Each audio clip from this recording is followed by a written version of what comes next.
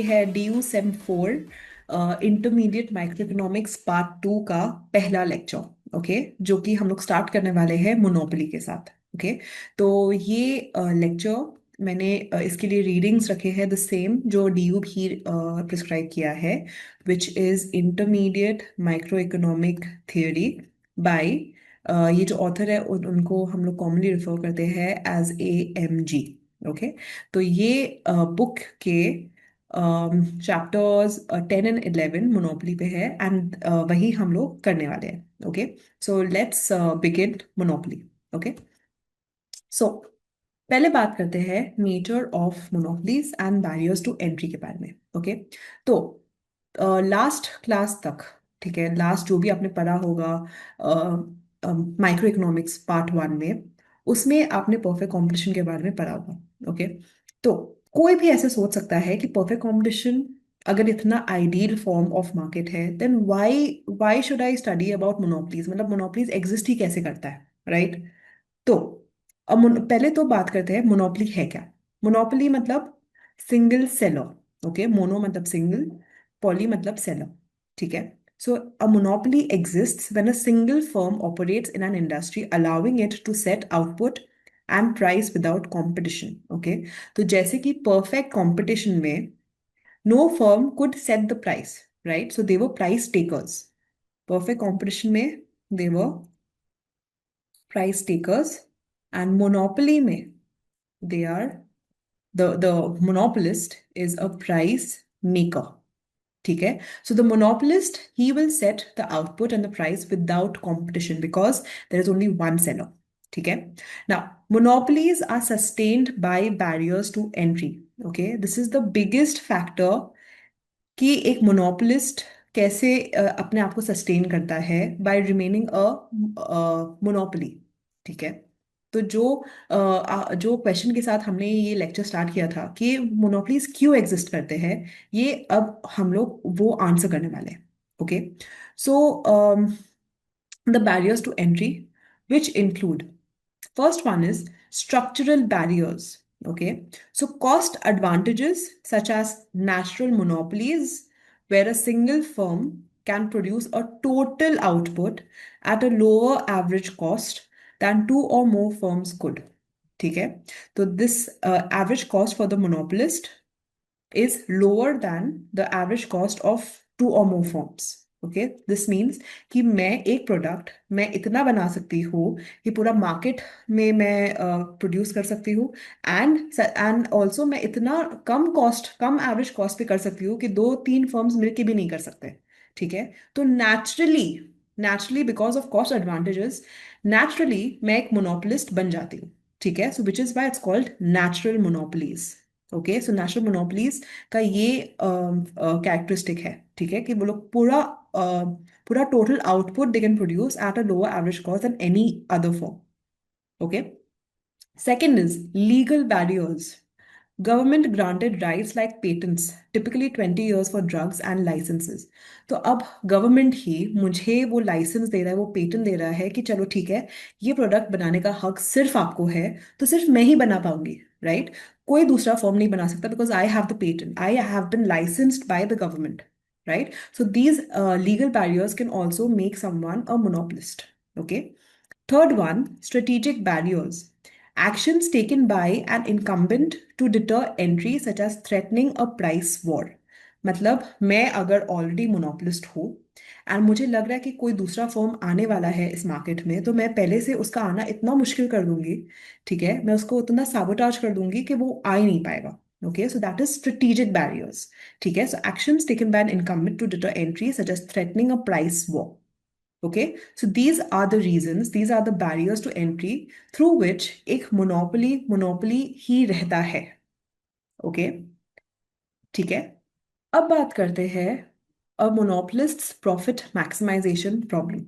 Okay, so the monopolist, he will choose output Q to maximize profit, right? कोई भी firm हो, उसका हमेशा intention would be to maximize profit, right? So you maximize profit given so PQ into Q minus TCQ, right? So this is your total revenue. This is basically P into Q. Okay, ये आपका inverse demand function है। This bit is your demand और inverse demand function, ये आपका Q है. Okay, so ये P into Q becomes your total revenue minus the total cost. Okay, so you there be a cost function also given. ये आपको numerical जब हम लोग करेंगे तब आपको अच्छे से और समझ आएगा. ठीक है, तो दिस इज हाउ. तो अगर ये प्रॉफिट है तो इसको हमें मैक्सिमाइज करना है. ओके, तो अब अगर हम इसे डिफरेंशिएट करते हैं, so let's see what do we get. Okay, so D pi D Q, right, because हमें इसे मैक्सिमाइज करना है. तो for maxima F O C should be equal to zero, right, and S O C should be negative.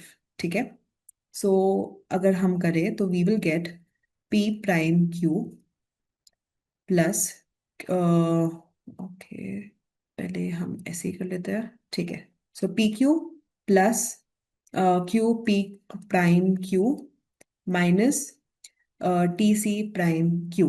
ठीक है, now T C prime Q is basically your M C. Okay, M C is what your D T C by D Q. ठीक है, so that is what we will get. ठीक है, सो इसके जगह पे मैं एम सी लिख सकती हूँ. तो let me erase it and I can write here M C. This is the marginal cost. Okay, तो we are left with this. Okay, अब आप देखोगे दिस, तो पहले तो ये हमारा टोटल रेवेन्यू था, एंड ये जो उसका डिफरेंस उसका डिफरेंशिएशन हुआ है, ये आपका है M R, which is the marginal revenue. Okay, so this entire equation, now this F O C क्या बोलता है कि this is equal to zero, right, this entire thing is equal to zero, which will mean that M R minus M C is equal to zero और M R is equal to M C. ठीक है, तो ये आपका condition, आपका profit maximising condition for a monopolist है, that M R should be equal to M C. अगर M R is equal to M C, तब the monopolist would be maximising his profit. ठीक है, तो यहाँ पे the first order condition requires this M R is equal to M सी.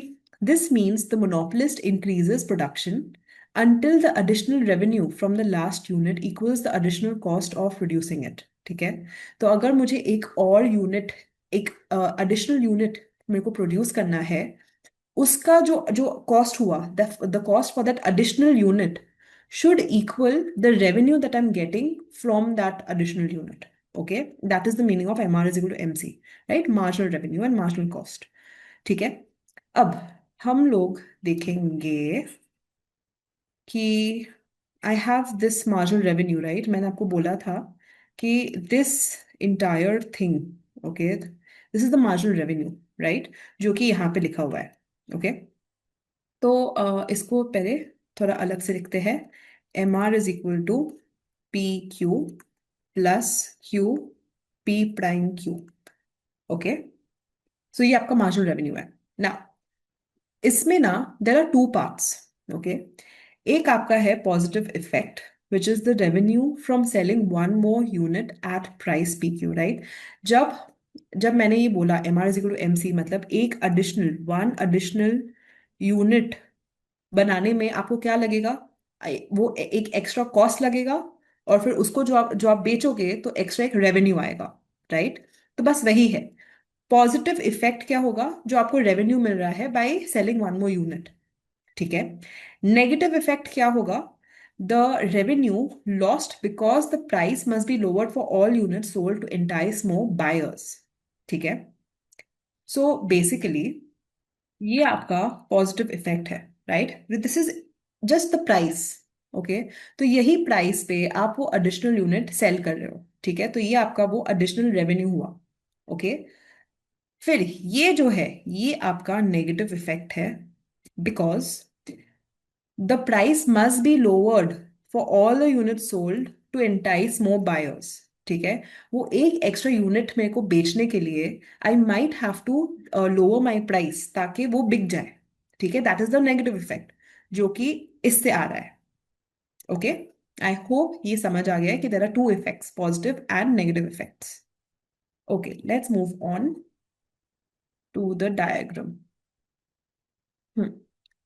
तो this is for a linear demand curve that is A minus B Q. तो मुझे यहाँ पे लिखने दीजिए A minus B Q. Okay, this is my linear demand curve. Then M R curve is okay, बस इतना ही है ना, चलो ठीक है। तो हम्म तो पहले अगर हम लोग इसे प्लॉट करते हैं, ठीक है, तो ये हमारा डिमांड कर्व है। तो डिमांड कर्व हम लोग कैसे प्लॉट करते हैं? बेसिकली दिस इज माय, अच्छा और थोड़ा नीचे कर देते हैं। हाँ, तो पहले तो जब भी आप कोई स्ट्रेट लाइन, ठीक है, कोई भी कर्व को आप प्लॉट करते हो, you always try to get उसके इंटरसेप्ट्स। इंटरसेप्ट्स मतलब जो भी वो एक्सेस पे इंटरसेक्ट करता है, that is my intercept. Okay, तो यहां से मैं कैसे कैलकुलेट करूंगी? आप पहले put q is equal to 0, आपको p का वैल्यू मिलेगा। p का वैल्यू 0 रखो, q का वैल्यू मिलेगा, ठीक है। So if p is equal to 0, then q will become what? So a minus bq is equal to 0. So bq is equal to a. So q is equal to a by b. ठीक है, तो एक आपका intercept होगा a by B comma 0। And फिर अगर आप q is equal to 0 करते हो तो क्या होगा? p is equal to a। ठीक है, तो आपको आपका second intercept will be 0 comma a। तो आप इसे प्लॉट कर दो, तो ये प्लॉट हो गया, ये आपका ए बी कॉमा 0 है, एंड ये आपका 0 कॉमा ए है। ठीक है, अब बस you just have to join these two points. तो ये हो गया आपका डिमांड कर्व। ठीक है, now how to plot the MR curve? Okay, तो एमआर कर्व में क्या होता है? पहले आप टी आर का फाइंड आउट करोगे। Okay, so T R is what हमने किया था, P Q into Q, right? So this is going to be A minus B Q into Q. So this becomes AQ minus BQ square. MR अगर हम करेंगे, so we have to differentiate the TR curve with respect to Q, right? So this becomes A minus 2BQ. Now देखिए कि the demand curve had a slope of just like it was P is equal to A minus BQ. Now MR has become A minus 2BQ. ठीक है, तो again if you put आपका Q का value is 0 and all, you will get these values. Okay, this you can put it as M R also, तो आपको मिल जाएगा। You will find कि A by two B comma 0 आपका एक intercept होगा, and 0 comma A will be your other intercept. तो अब आप इसको, ये पॉइंट हुआ, ये पॉइंट हुआ, आप इसको प्लॉट करो। ठीक है, तो वाई इंटरसेप्ट आपका जो था वो सेम ही रहेगा, 0 कॉमा ए ही रहेगा। Okay, and you'll have a steeper M R curve. Okay, तो ये आपका एम आर कर्व है, ये डैश्ड लाइन, एंड ये आपका डिमांड कर्व है। ओके, ठीक है, तो how do we calculate the equilibrium point? तो अब लेट्स लुक इनटू दैट। ठीक है, तो सपोज अगर मार्जिनल कॉस्ट आपका सपोज कांस्टेंट है, इट्स लाइक दिस। ओके, अगर ये सपोज मार्जिनल कॉस्ट है, तो क्या बोला था? प्रॉफिट मैक्सिमाइजिंग कंडीशन क्या है? M R is equal to M C. Okay, तो M R and M C कहाँ इंटरसेक्ट होते हैं? यहाँ पे। ठीक है, तो ये कौन सी क्वांटिटी के साथ रिलेट होता है? तो ये वाला क्वांटिटी के साथ रिलेट होता है। तो यहाँ पे मैंने क्यू एम लिख दिया है, Q of quantity of a monopolist. ठीक है, प्राइस क्या होगा? प्राइस ये होगा क्या? नहीं, प्राइस ये नहीं होगा। प्राइस आपको कहाँ से मिलता है? यहां से, राइट? तो ये जो क्वांटिटी आपको मिल गया पहले, so from M R is equal to M C. ठीक है, ये आपका पहला स्टेप हुआ कि M R is equal to M C किया, यू गेट क्वांटिटी। ठीक है, सेकेंड स्टेप में इस क्वांटिटी को आप डिमांड कर्व में डालते हो। ठीक है, तो वहां से यू गेट योर प्राइस। ठीक है, तो बेसिकली इसको आप और एक्सटेंड करोगे यहाँ पे। Okay, suppose this is the point, तो उसका रेलेवेंट प्राइस क्या होगा? ये। ठीक है, तो ये आपका प्राइस होगा एंड नॉट दिस। ओके, तो आपका फाइनली अ मोनोपोलिस्ट का quantity is this, and this is how you calculate its price. Okay, so let's solve a question. This is question number 7 from the exercise at the end of the chapter. There are two parts to a monopolist's marginal revenue function. Identify the two parts in each of the following demand functions. Okay, so यहाँ पे हमें कुछ demand functions मिले हैं and we have to identify the two parts in the MR curve. Okay, तो पहले तो total revenue कैसे हमें मिलेगा? So suppose if I do question number A, so total revenue is going to be PQ into Q, right? So this is going to be 25 minus 1.5 Q into Q. ठीक है, तो यहां से हमें मिलता है, okay, now what is MR? MR के लिए we differentiate TR with respect to Q. तो this becomes 25 minus 3Q. ठीक है, now we are supposed to identify the two parts in a monopolist's marginal revenue function, right? So this is the marginal revenue function. अब हमें उसके दो parts लेने हैं, ठीक है? तो मैंने पहले क्या आपको बोला था कि द टू पार्ट्स में पहला आपका पी क्यू होता है एंड दूसरा आपका क्यू पी प्राइम क्यू होता है, राइट? तो पहले आप प्राइस अपना लिख दो। तो प्राइस क्या था पहले? आपका यही था, तो it's gonna be 25 minus 1.5 Q, okay, and then there is a minus 1.5 Q, right? तब आपको मिलके ये 3Q होगा। ओके, सो मैंने बस उसको स्प्लिट कर दिया है। So this is the positive effect, okay, and this is the negative effect, ठीक है? Okay, so this will actually include the negative sign also. I can also write this as 25 minus 1.5 Q plus minus 0.15 Q, ठीक है? तो ये आपका हुआ PE and ये हुआ आपका नेगेटिव इफेक्ट, ठीक है? एक और करते हैं, बाकी फिर आप लोग करो होमवर्क के लिए, और या फिर जब हम लोग करेंगे when we'll solve the entire exercise, तब we can do. Okay, so अभी सिर्फ ए पे ही अटकते हैं, बाकी B and C I can do it in the third lecture, okay? Fine, so that was the split between the marginal revenue in the marginal revenue. And अब we come to solving the monopolist's problem given a linear demand and the constant marginal cost. तो फिर वहां से हमें क्या मिलता है? या so this is the diagram that I actually showed you कि ये आपका constant marginal cost है, तो कैसे मिलेगा? so MR is equal to MC point, वहां से आप quantity मिलेगा एंड देन फिर वहां से आपको ये होगा, ठीक है? So we can actually calculate these values also. क्या क्या चीजें हैं? Let me just write it down. So I have so P is equal to A minus BQ and MC is equal to C. Okay, so let's go up. तो basically पहले हमें क्या करना है? How to actually first frame the profit function. So profit is going to be A minus BQ, so this is my price into quantity, okay, minus CQ, okay. So CQ is going to be the total cost.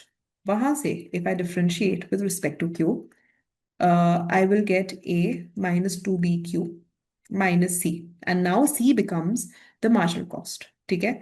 Now the FOC for the maximization problem states that the FOC should be equal to 0, ठीक है? तो यहां से I get A minus C is equal to 2BQ और Q is equal to A minus C by 2B, ठीक है? तो ये इंटरसेक्शन पॉइंट से हमें हमारा ये मिल गया, A minus C by 2B. Okay, now you put this calculated Q into the demand equation, the demand function. So P is going to be equal to A minus B into A minus C by 2B.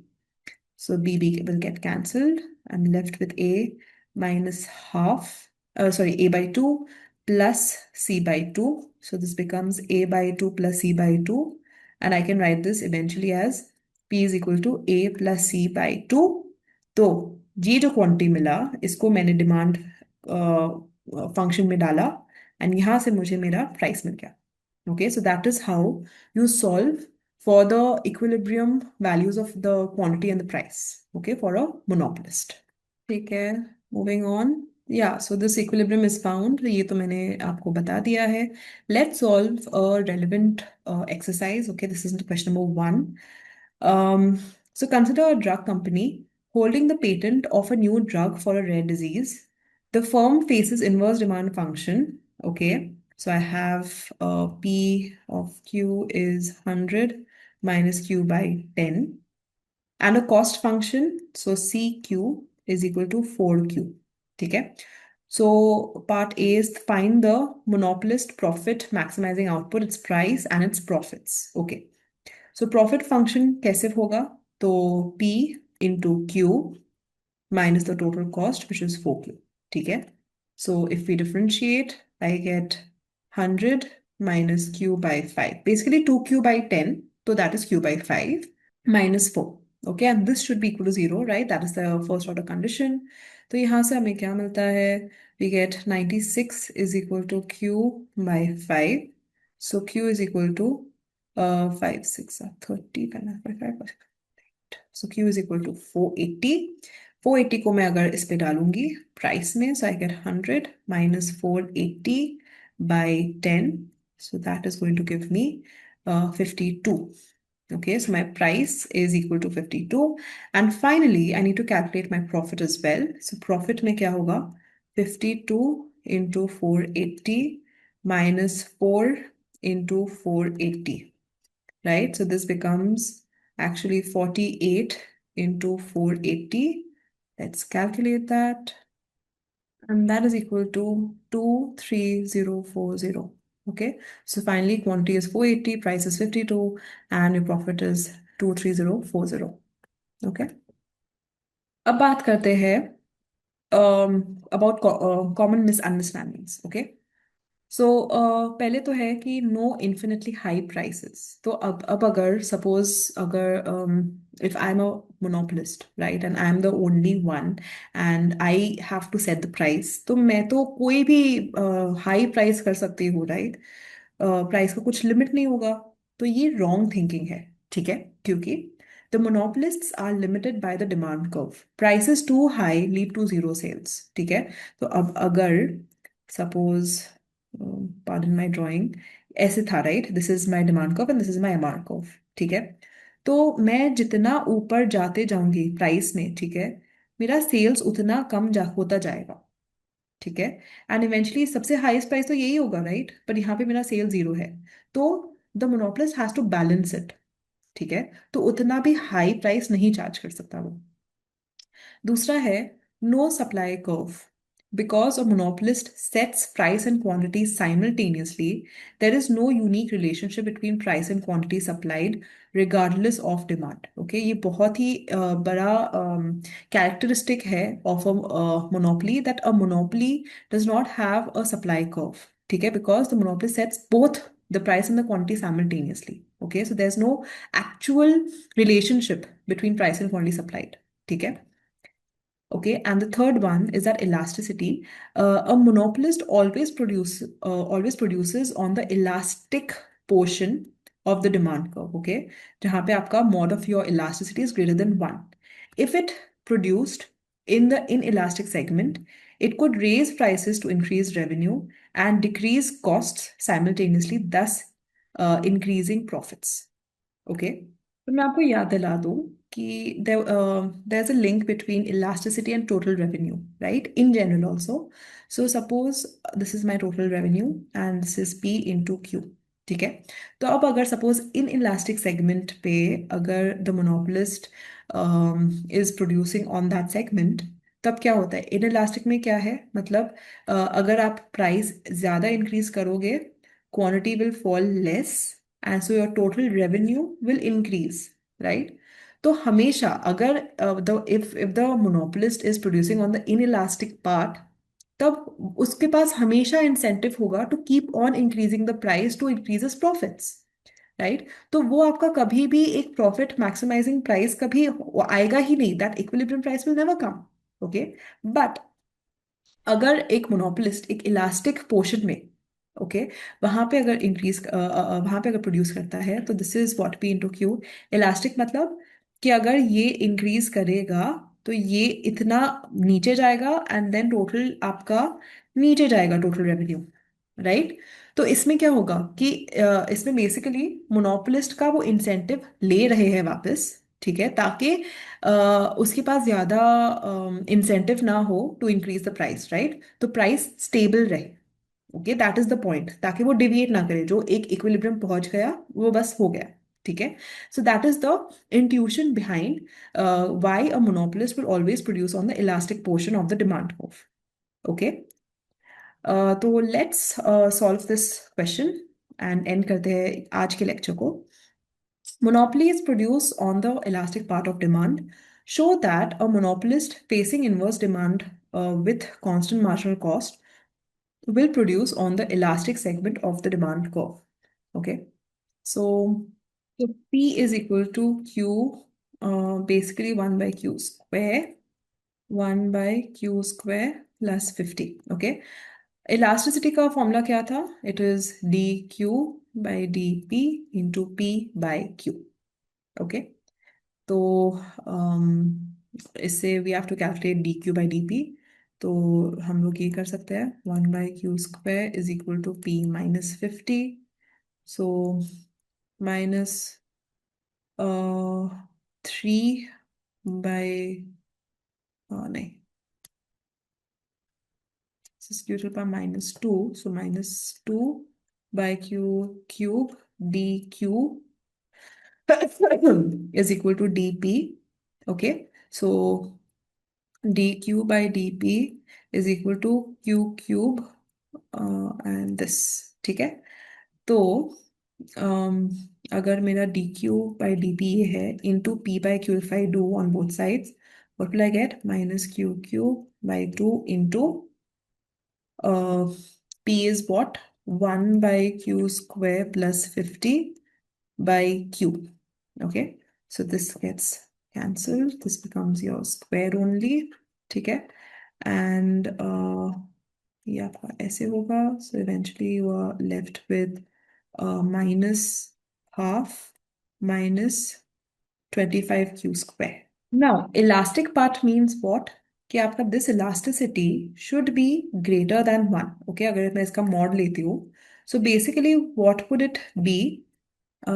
Suppose ये है ना, ये अपना elasticity था, तो basically your elasticity, mod of elasticity is going to be half plus 25q square, and this should be greater than 1।